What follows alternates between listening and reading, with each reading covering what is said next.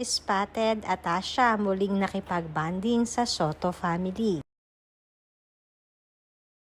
Napahanga ni Atasha Mulak ang mga netizens hindi lamang sa taglay nitong ganda, kundi dahil na din sa pagiging simple nito.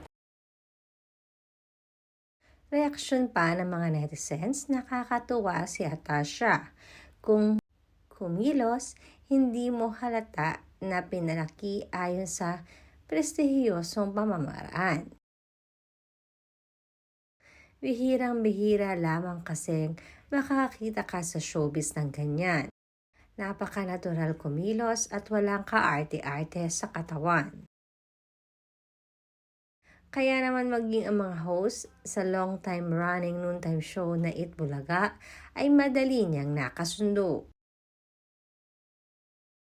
Napahanga din sa kanyang kakwalahan at pagiging mabait na bata na kahit nga mga productions team na nasa likod ay wala kang maririnig na kahit ano sa kanila.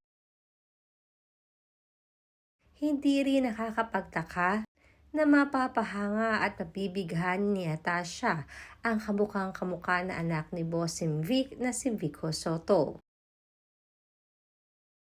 na madalas magpadala ng mga pagkain sa estudyo ng Eat Bulaga dahil na rin di umano kay Atasha.